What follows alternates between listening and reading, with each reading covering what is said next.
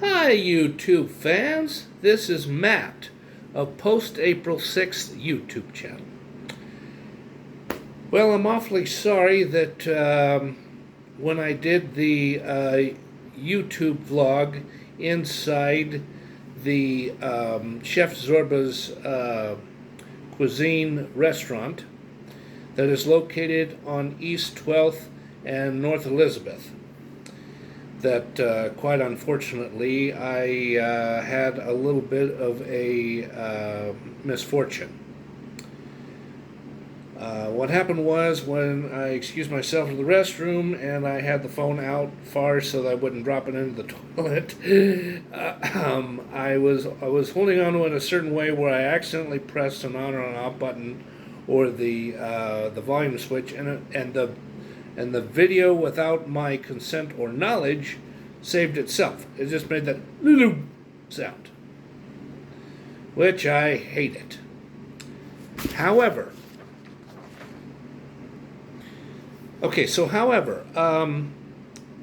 I did take the time to print out a photograph. It's from Google Maps of the way Chef Zorba's restaurant looks like as a digital image. It looks like this. That is authentically the front entrance and the storefront of Chef Zorbas.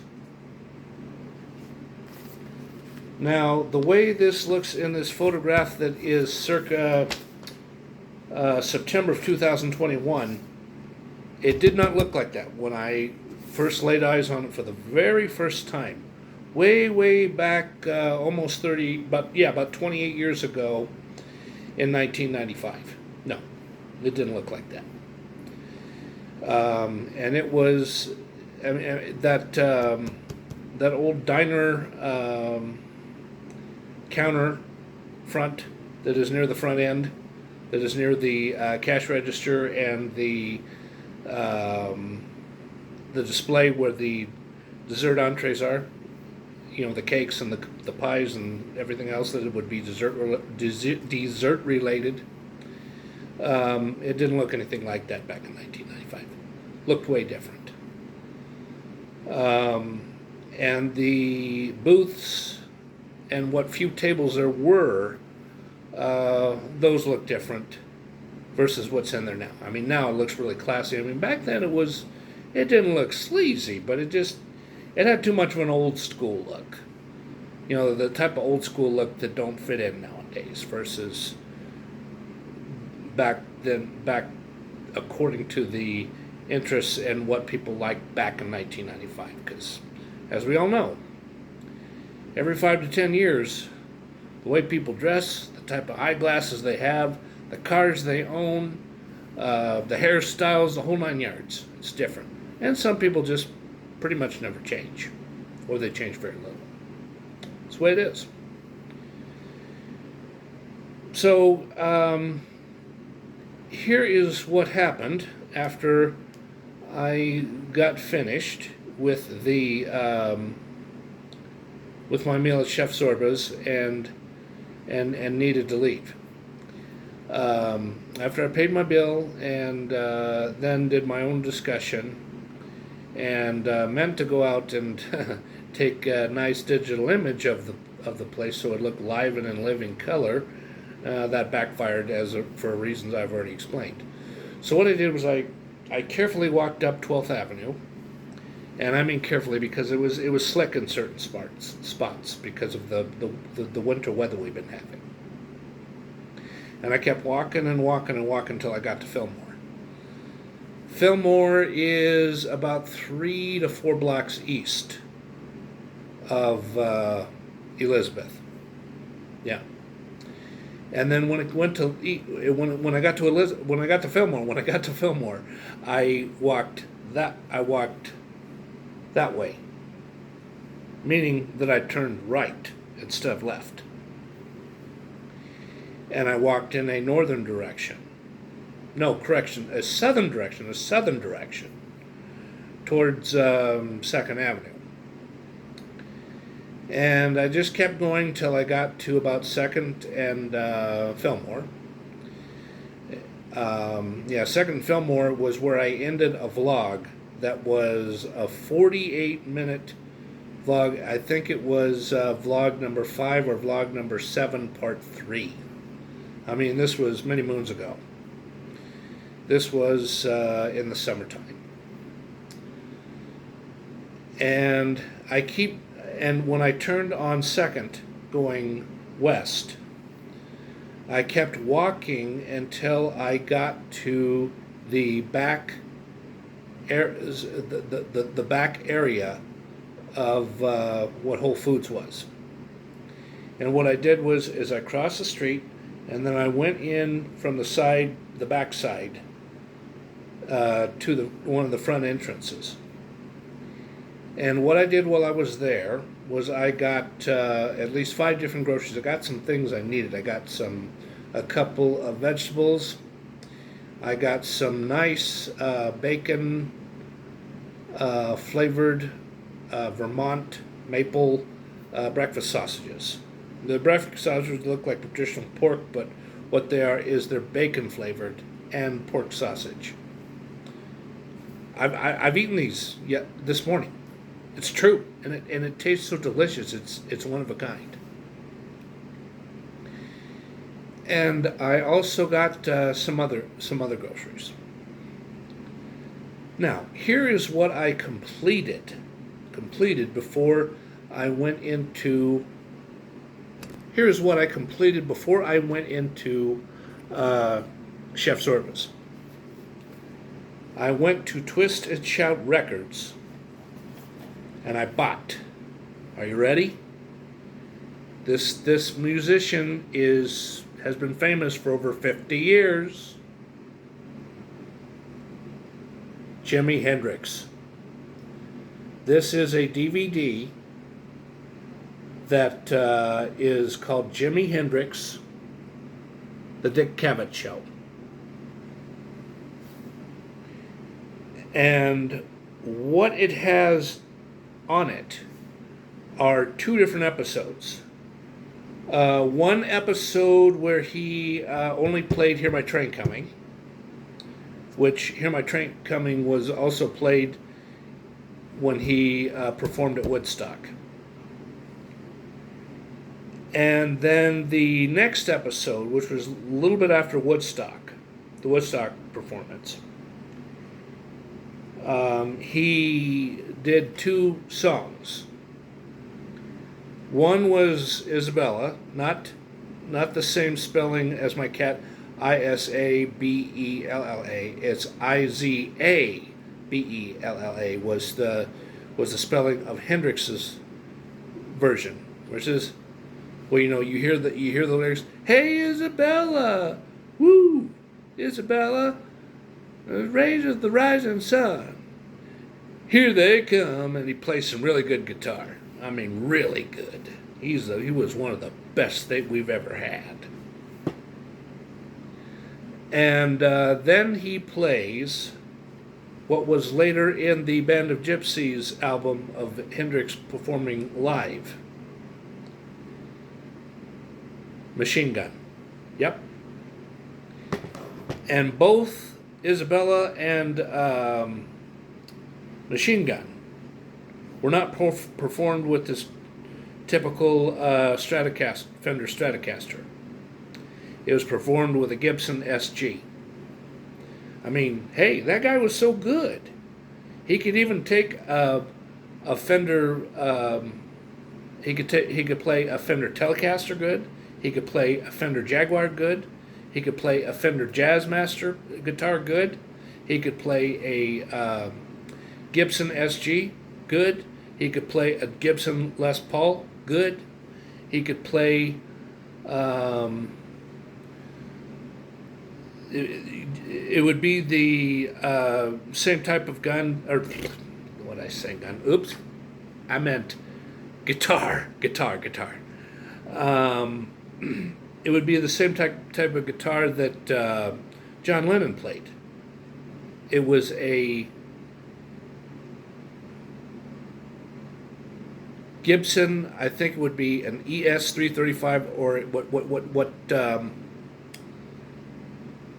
John Lennon played wasn't a Gibson. It was a Epiphone 335. I mean, he played that really good. I mean, John Lennon played that quite a bit. From about 68 to about 71. You know what he played after he went on his own and was solo with the Plastic Ono band. Yeah. And even though I have discussed this before,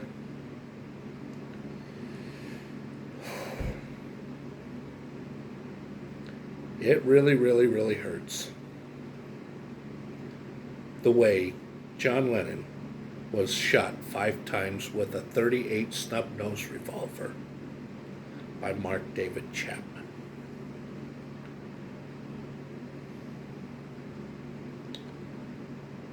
That was a really sick murder that he pulled.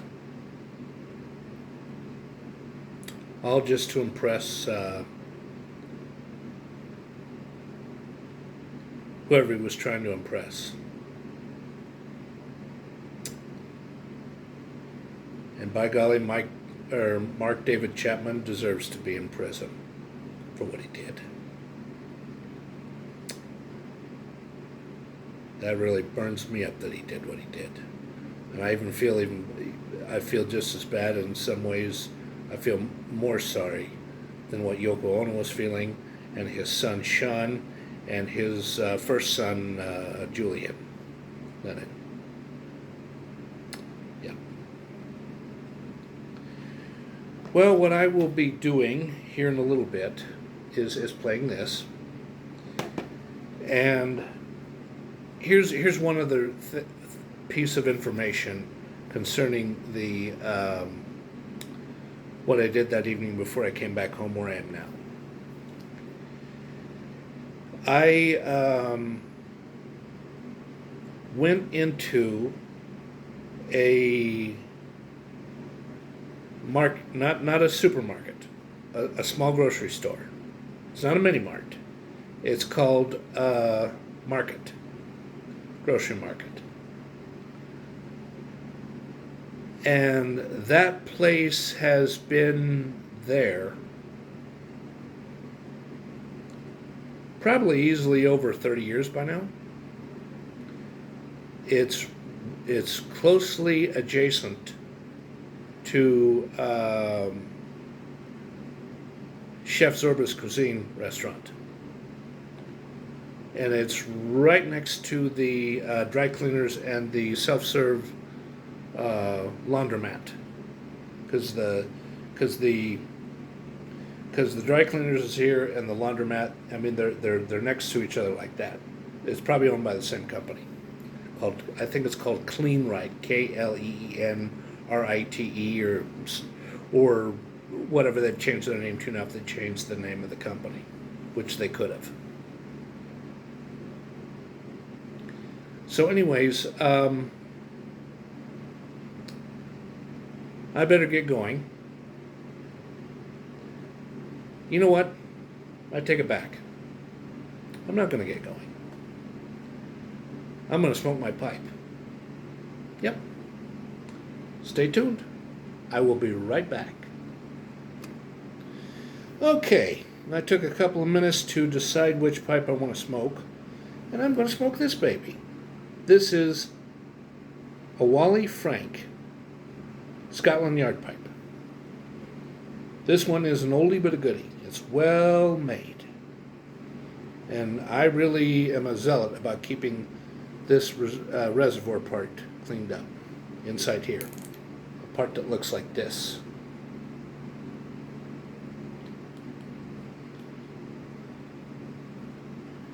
And my kitty, Izabella, even though you can't see her, she is right next to me wanting to be petted. And I'll pet her.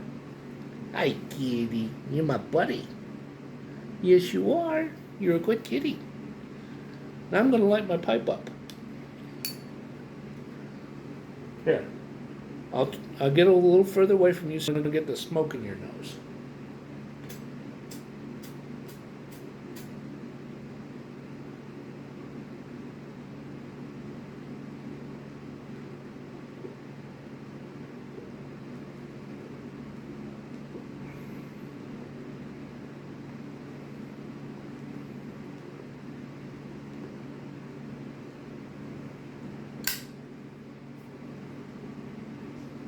Good old Zippo lighter.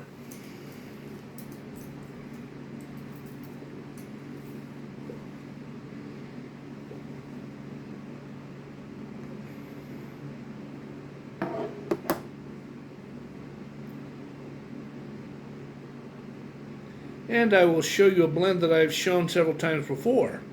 I will be right back. Look familiar? I've had it before. It's a great aromatic. Yes, it sure is. The thing went out. Hold on. Pipes will do that.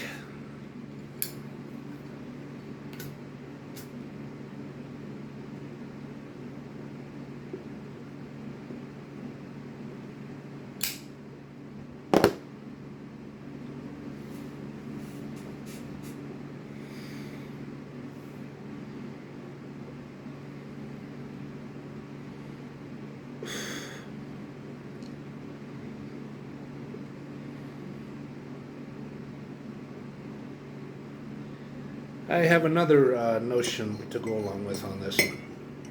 So I'm taking a sip of my coffee.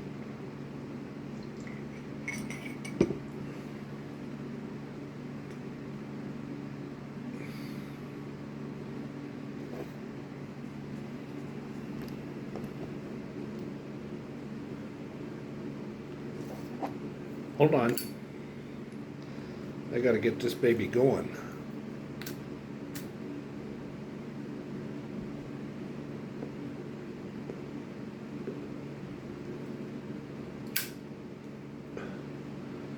I don't like to puff really hard on pipes, but sometimes that's the only way.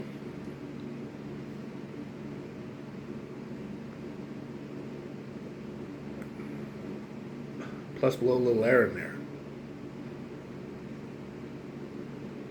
There, that ought to do it. Now gently just touch this very gently so that the blend is smoothed over, not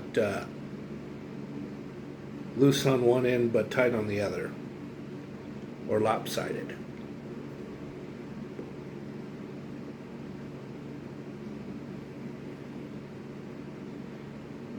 Okay, I'm going to pause really quick so I can pop in the movie. Now, what I cannot do is show live images of this. I'm going to have to just show some stills, because I'm worried that if I show some live images of this DVD right here, YouTube is going to be like, and they're going to like censor me. Can't have that happen. I can't.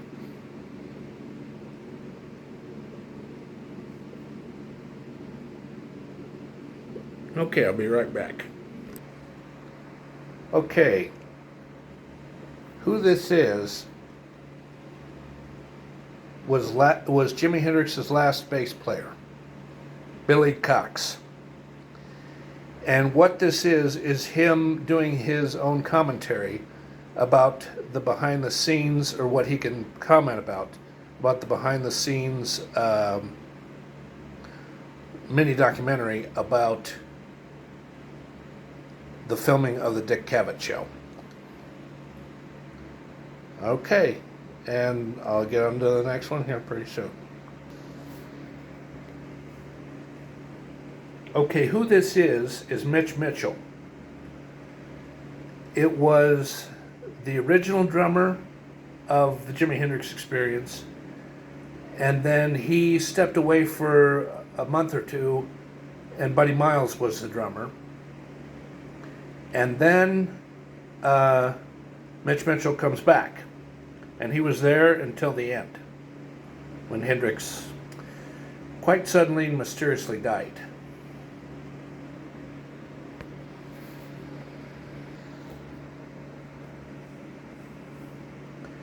Here's a still of Dick Cavett and Jimi Hendrix shaking hands as he is entering the stage to be interviewed by Dick Cavett.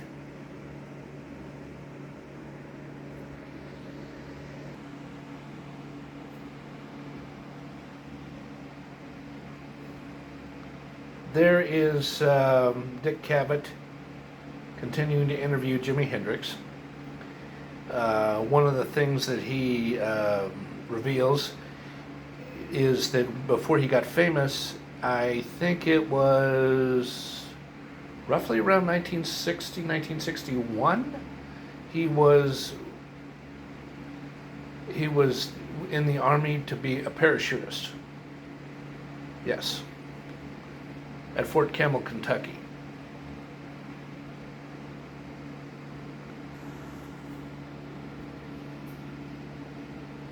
There is Jimi Hendrix about to perform Hear My Train Coming. This was the first time he appeared on the Dick Cavett Show. I believe it was July 7th, 1969. It was before he performed at Woodstock.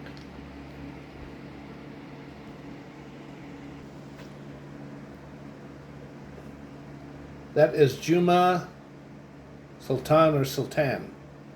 He played the Congo drum for Hendrix when he was at Woodstock, and I think he might have also played at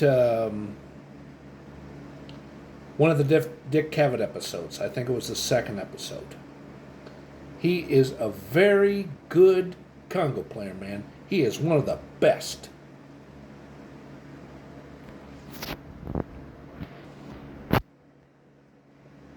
Wow, look at this. This is just a small portion of what was probably 200,000 people who saw Jimi Hendrix live at Woodstock. Yeah, everybody was blown away, man. They were really blown away because he really gave it his all. He was at his best when he played this one. His head was where it was at. This is in, this image, still image, is in the documentary about behind the scenes of the Dick Cavett Show for Hendrix. Okay, there is Jimi Hendrix playing in August of 1969. I think it was after August 19th. This was after the Woodstock Festival. And here he is playing with Juma, Billy Cox, Mitch Mitchell is the drummer, and as we know, the guy who's on the guitar, it's the one and only Jimi Hendrix. Stay tuned, there's going to be more stills. Don't go away.